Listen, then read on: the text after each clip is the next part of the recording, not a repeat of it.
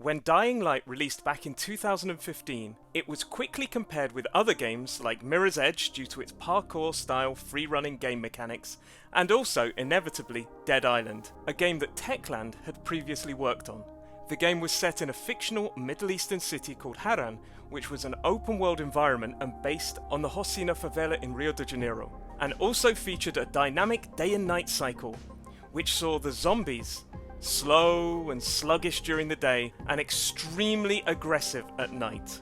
Dying Light was a game that did exactly what it said on the tin.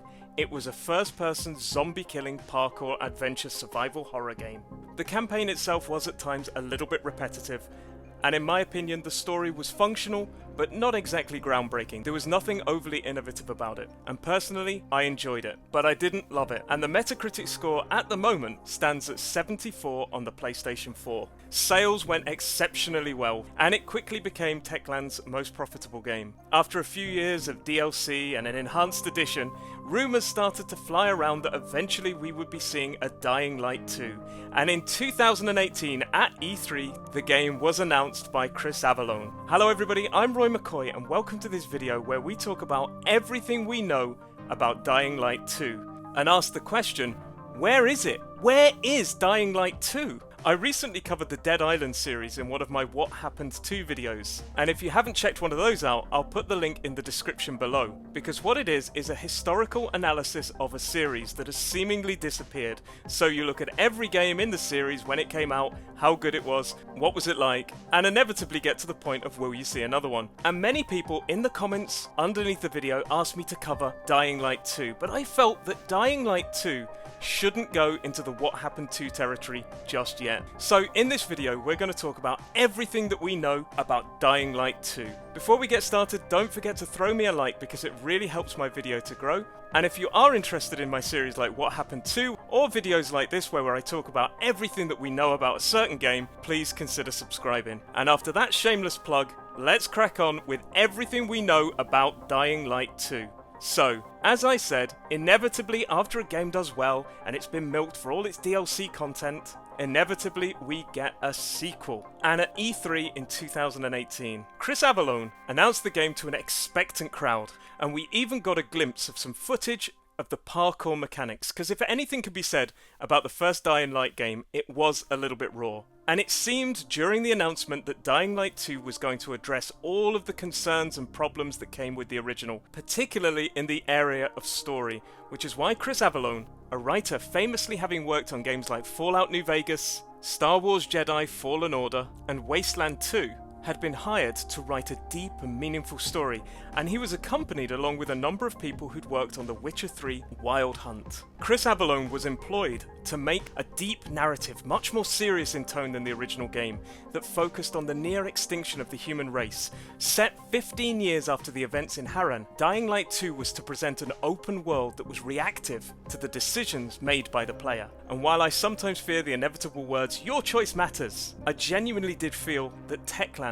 were pushing this and trying to develop a game where my choices really did matter. The idea of your choices having consequences and affecting various factions around the city enticed me to believe that Dying Light 2 was going to be something very special, and the idea that the world itself would change depending on the actions you took implied that the game had a huge amount of replay value and would be something very exciting. And while the first Dying Light was something good, this appeared like it was going in the direction of being great. However, since that initial announcement back in 2018, Dying Light 2 has become one of the most mysterious and intriguing development projects and can be described now as being firmly in development hell. Development on any video game in the year 2020 is going to be difficult due to the world situation with the coronavirus pandemic. However, coupled with that, it seems that Techland had some alternative issues, and in January 2020 we were told there would be an indefinite delay to the production of the game.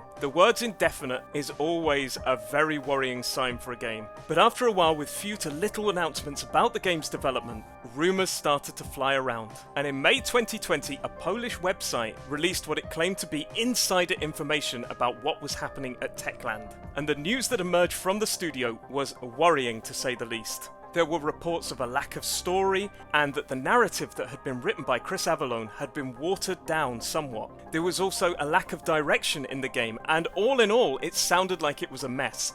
That coupled with reports of a difficult and uncomfortable environment to work in, but combined with the indefinite delay in January, and suddenly a report in May that the game was a complete mess, people started to panic. However, swiftly, Techland shot back to allay fears and announced that the report in the Polish website had been a misunderstanding and that it simply wasn't true, and that the game was in good shape. Now, at this point, you could say that it was damage limitation, or simply that the developer struck back because the allegations weren't true.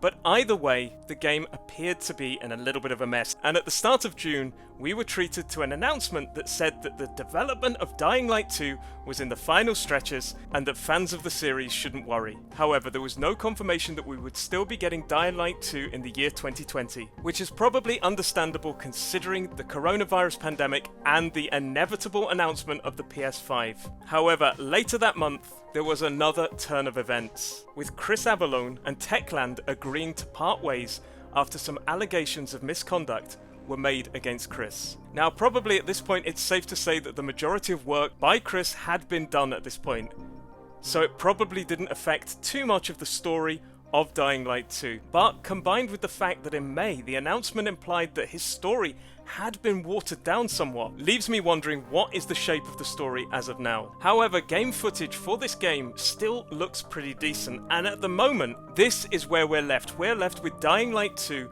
indefinitely delayed, with its lead writer having left the project, reports of unrest at the studio and low morale, and a game that was apparently, as of May, in a bit of a mess, and that's during the coronavirus lockdown, which would be difficult enough to manage. So that leaves us now wondering where it is. Will we still see this game in 2020? And I'm going to say at this point probably not, because with the announcement of the PlayStation 5, it would be unwise for Dying Light 2 to release a version of the game on PlayStation 4 that was not PlayStation 5 ready, especially after all of the problems. But that said, I don't think this game is cancelled. This is why it's not on my What Happened to series.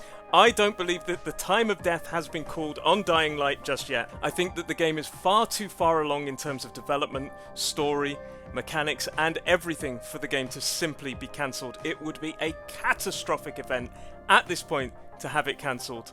And that combined with the fact that the fans will still lap it up. There are a lot of people out there who doesn't want to play a game with parkour mechanics where you kill zombies, especially if the story is as deep and meaningful with consequential choices as the game initially promised. So it's quite possible that we won't see it now at the back end of 2020. I'd find it very strange if they rushed it out now. It's still a possibility in time for Christmas, but I would imagine we're looking more at a release in 2021 now. So what sort of mechanics can we be looking forward to? Well, there's things like a grappling hook that you can use to get around the city. The game will focus on melee combat, and of course there will be that inevitable return of the dynamic day and night cycle, which does make you question, are these zombies or are they a little bit vampirish? Or is it a combination kind of thing where everybody doesn't know what's going on, like I Am Legend?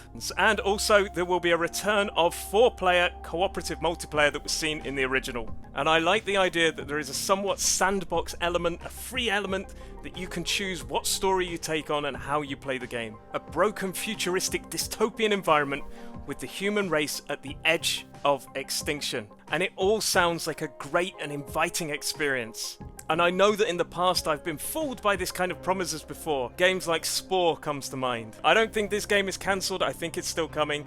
I think it's going to be in trouble. But the proof of the pudding will be in the eating, in the sense that we will have to see what state this game comes out in. Hopefully the indefinite delay will give the game enough time to be polished and finished. But I do have some fears that this may be one of those games that comes out a little bit too late, and it's clearly an older game that's been polished a little bit up. Let me know if there are any other upcoming games that you would like me to cover.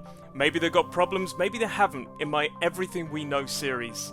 But for me today, this is Roy McCoy, out!